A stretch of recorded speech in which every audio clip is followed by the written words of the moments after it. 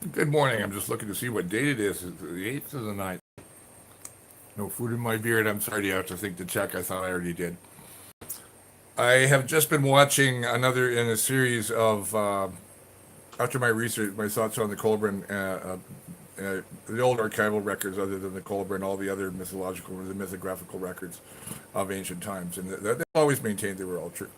And sure enough, it turns out that, as before, it's been not people in the field of astrophysics or geology or anyone in the specialists in the field who have come up with the new ideas. It's been generalists and people also willing to have open minds about alternative theories. And one of them is Velikovsky. No, I'd read Velikovsky in my teens and thought, okay, this is weird stuff. And I thought it was just a crazy Russian scientist. I didn't realize who he was, that he was an associate of Einstein's. He was highly regarded. And I didn't understand fully at the time, even though I was from an electrical engineering family, although not construction engineering and not in terms of technical electrics, he knew Einstein quite well and edited a journal that is now a major journal in Israel now, Jewish Archive or something. Tractatus, no, philosoph, not Tractatus, Philosophicus. Anyways, so, but his theory of the cosmos is not gravity. He maintains gravity is not.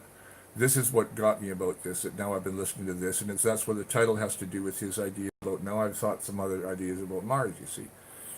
But yeah, that his ideas about the universe is electrics, it's not gravitational based.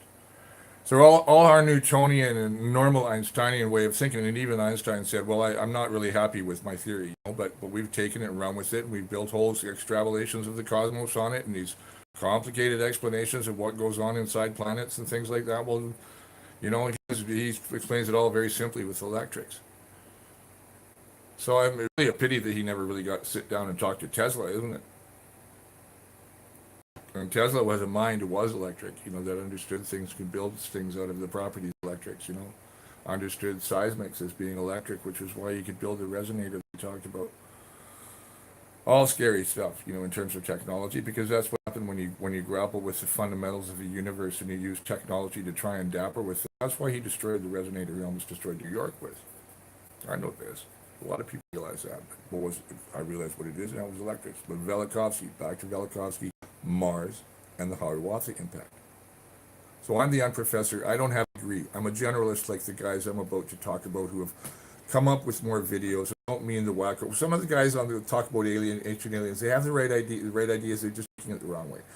About the things that did happen in the ancient past, the wars in the sky, the great wars between the gods and the angels, and all that stuff, right? And the fall on the earth. Well, anyway, so the Hiawatha impact is a known scientific fact now. There's a meteor in northern Greenland, and meteor impact site is 19 miles wide, 31 clicks wide. Partly covered by ice cap, but they found it by LiDAR, or whatever the system was, surface ice penetrating radar, which is right as a sea rock, So anyway, they found that. And so there's all this, okay, well now the size of it, there would have been a major planetary impact, a huge wave, giant fires. It explains the lower Jurassic period from that period onwards, but it warmed up again by a few centuries later.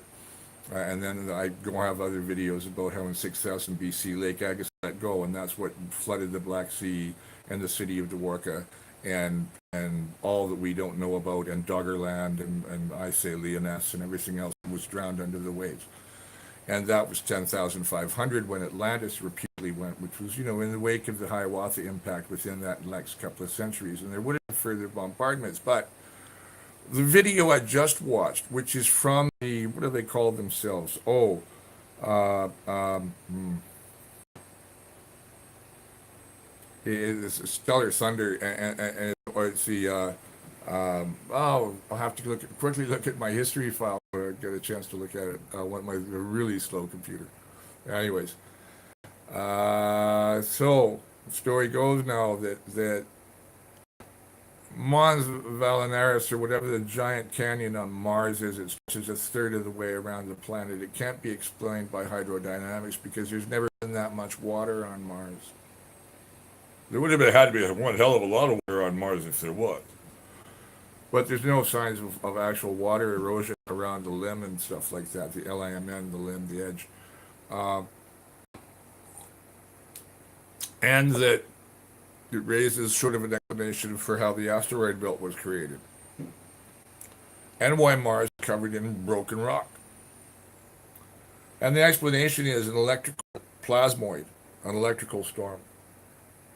And Velikovsky said all the planets are electrical in nature. And also his physics implies that they're hollow.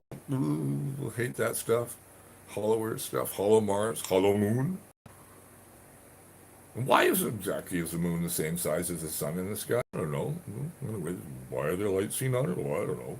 Anyways, I'm not a kook. I'm not a kook. I just listen and I watch, And I know my history. I understand science. And I see the logic of everything that's falling into place. Now, what I see about now, because of this video I just watched, is that the Hiawatha impact meteor was very likely from, because a lot of the other meteors on Earth are from Mars, is apparently is the case. Probably a lot of the ones on the moon are too, if the moon was there at the time. So, since it was from Mars, then Mars has this huge gouge on it, and there's stories of the gods, the different stars in the sky warring, having flames between each other. Now consider that Jupiter is like not quite large enough to be a sun in mass, or what they say would be a sun if it was stellar, if it had fusion going on at its core, it would become a sun. Something like that. So that massive, it's all the right kind of materials to be it, but it's also, we know, full of electrical charges. Velikovsky predicted all this long before anybody else did, with all the planets and different properties of the sun and all kinds of things. Velikovsky and he was a generalist. He was a medical doctor. And other medical doctors made similar kind of things, include Thucydides, who created the craft of inquiring history, inquiring style of history, which is what I'm doing. Thucydides is the Socrates of historiography. He's the guy who first started trying to treat events in a clinical fashion, trying to analyze them logically, as I'm trying to do with the information. Even no matter how abstruse it comes from, or how obscure or weird the source. But if it's an ancient source, I'm willing to take it at face value, as these videos I'm watching do. More than I do, actually. So anyway, I can see a big lash of lightning hit out from Jupiter and spark off of Mars when it was at whatever the term would be for perigee, not perigee, but peri-aris. So I don't have peri-reyes. Peri-reyes actually would come out as, I think, but peri-rudra, call it Rudra by its Hindu name. Mars is Rudra. Okay, so peri-rudra when you're close to Jupiter, the closest to Jupiter. And there's a lash of electricity comes out, scars Mars, scars it horribly. Whatever happened to whatever water there was, or surface water there was, well, that would have been lashed off by that, wouldn't it? And then all this rock. And so, well, I mean, it's this famous, fifth planet that's gone.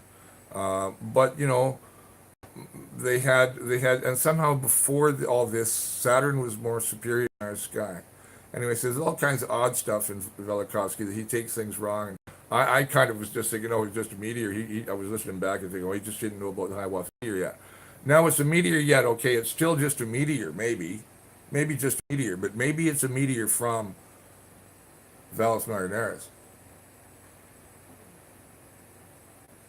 which I think they should check the geology of. Note that to the University of Denmark. Please note that.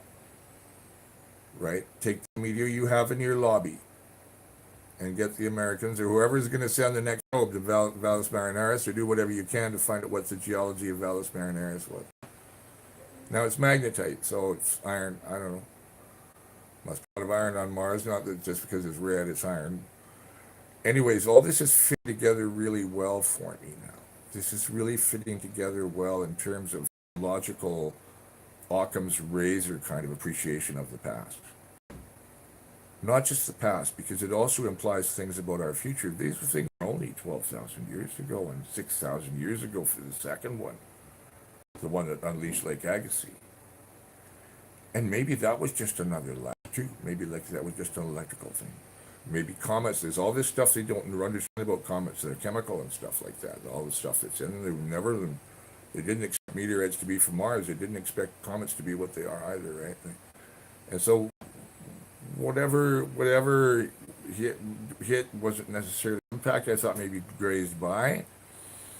And there's other weird thing in Velikovsky that's really perturbs me, and it's hard for me to accept. But they're looking at it in these videos and saying, well, Venus has this reputation for having been a comet with this flowing long hair in the sky for generations and being supreme in the sky for a while. And also in the war between the gods. And now he goes in the same orbit as we do, but here she spins backwards, that girl. And nobody knows why she spins backward and why she's made the way she's made. And she's a young planet, as Velikovsky predicted she would be. So anyways, there's lots of mysteries in our past. And the thing is that it's a specialization. I dropped out of SFU, Bachelor of Studies, trying to come up with just to write a paper on how difficult it was to be a generalist in a specialist system. And sure enough, I had all specialists as my supervisors.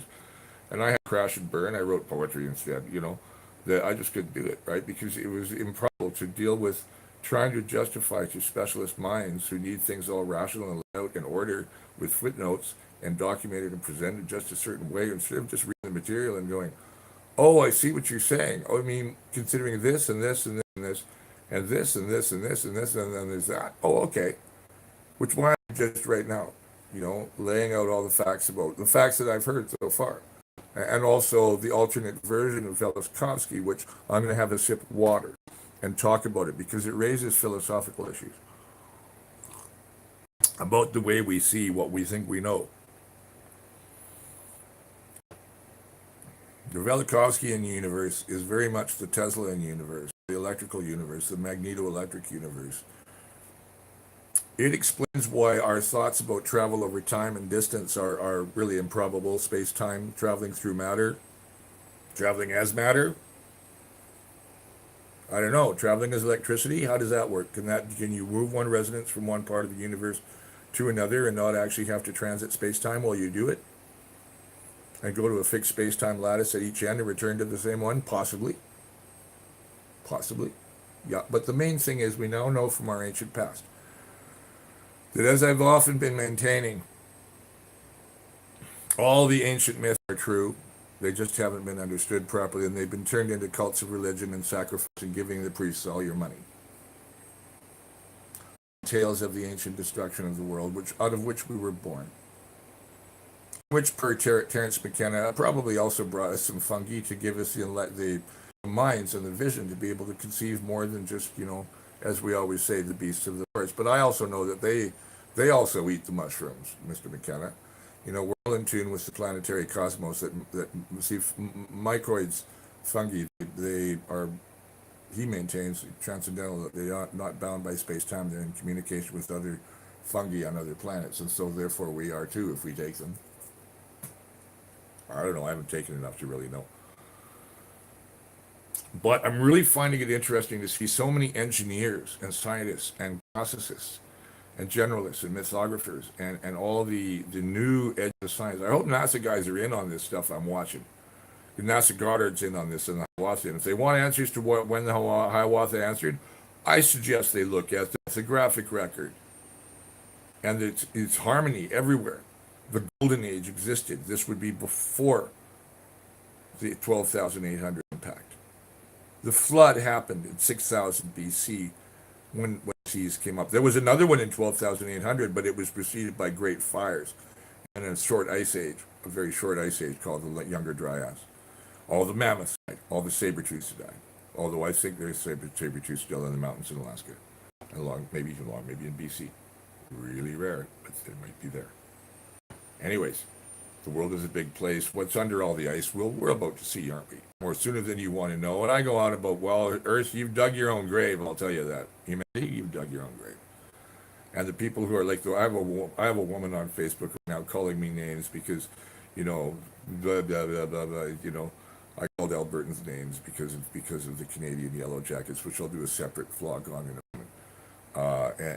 And the absurdity of what they're saying versus the violent war of the Canadian state on places where the Canadian does not have a treaty to be there.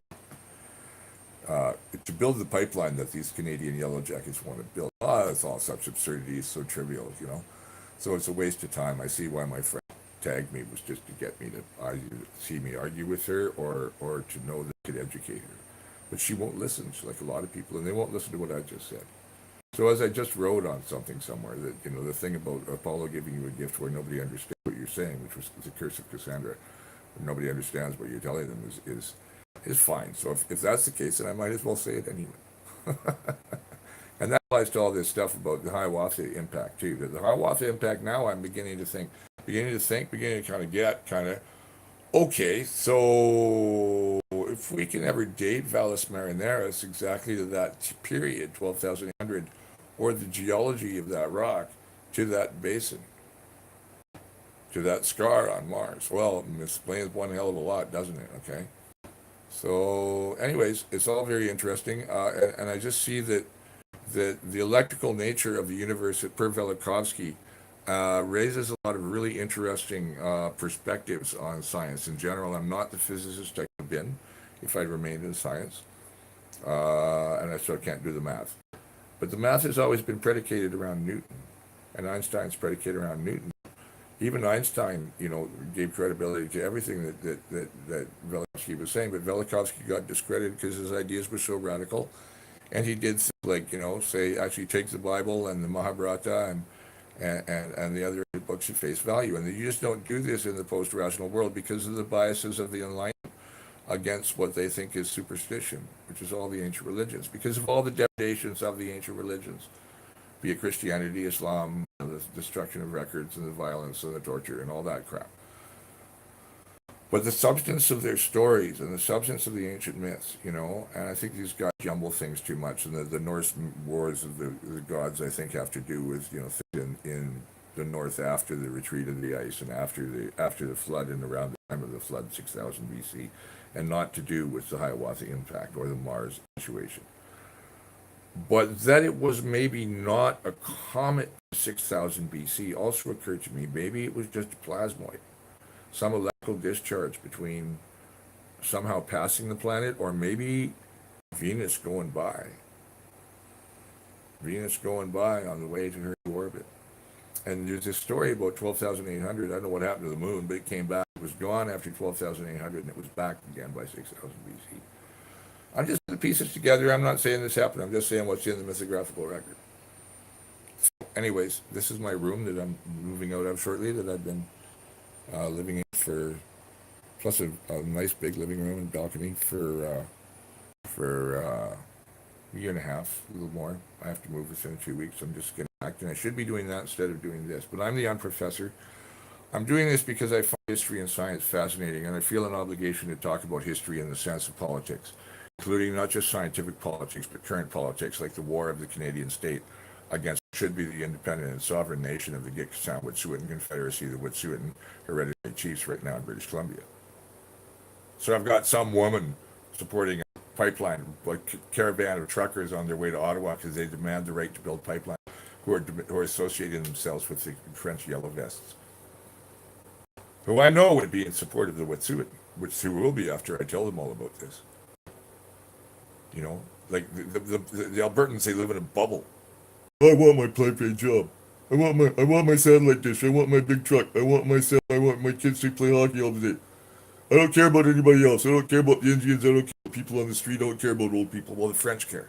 That's the big difference with the Canadian Yellow Jackets. The Canadian Yellow Jackets are nothing like the French Jackets. They're despicable. No, you're not just despicable. They're just media blind. They've been conned by the same media establishment that conned the American people to vote for Trump. The same game, exactly the same game. So I'm going to cut this last bit out and post it as a separate video. I got to do this cutting, so I'm sorry when I go back and forth from science to local politics, but for me, it's all the same thing. And it is when I do my songs too, right? But I'm trying to keep the separate identities. There's lots of them apart. But the unprofessor is interested in everything from ancient science, ancient history. Now I'm beginning to think of Archimedes and this bit about electrics. The things we know he could do. Okay, I've got to go back and think about this again. There's so much to think about. I'm glad I'm moving to the mountains and getting away from the mad world. Mad. I don't have any time to. This is a famous movie from the 1960s. I'm just like, I'm the unprofessor. Mike Cleven, Skookum One. I should really have some food, And I've been waiting for my computer to load me a page so I can go back and make a link back to the things I've been saying for this woman who thinks I'm sitting on my ass. Oh, I'm sitting on my ass, but I'm doing a lot while I'm sitting on my ass. And that's for damn sure. I know too much for my own good goddamn good. I'm the unprofessor Mike Clevin signing off. Good day.